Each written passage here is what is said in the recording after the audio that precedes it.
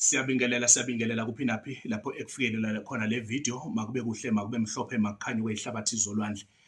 Kunezinto eziwu2 eziwu3 engifisa ukukulokhuza nje ukuthiphisa kuzona.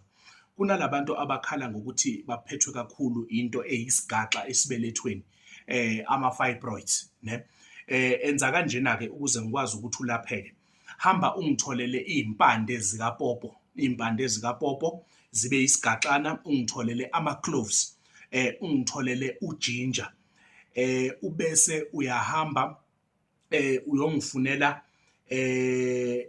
umuthi ekuthiwa ugobo, ne? Bathi uphuzi lomlambo. Hlanganisa zonke lezi zinto lezi, zipheke zibile, mase zibilile lezi zinto ubese uyahamba uyongitholela isinya sembila, kulabantu abadayisa imithi. Usigaye sibe impuphu sibe fine, ne? Mawungakwazi ukusithola akunankinga nalapho. Qhubeka nale direction. Le mbiza le uyiphuza ekseni, mawuvuka nje ekseni phuza imagi full cup ekseni, ungakadli 1 hour before udle, uphuze full cup in the evening mase kuukuthi usuyolala, ne? Uzoyenza le mbiza continuously, uyiphuze at least for 2 months, uzowubona umehluko ukwazi ukuthi uphile.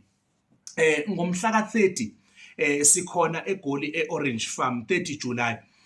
Ngomhla ka25 sise Cape Town eGugulethu. Uma kuukuthi uyafisa sibonane, sondela kulezo zindawo.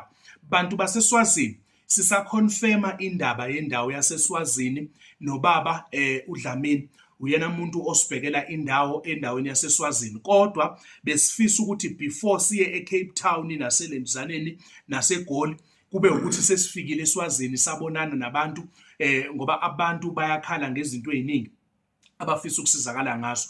Thatha le number 083 9471 856. Okwamanje I'm still out of the country, angikho eSouth Africa. Ngizoba khona eSouth Africa einsukwini ezimbalwa, ngizoni-update futhi ngalokho. Makube kuhleke, makube mhlophe makukhanye kwehlabathi zolwandle. Siyacamagusha, siyathokoza emakhosini. Siyabonga.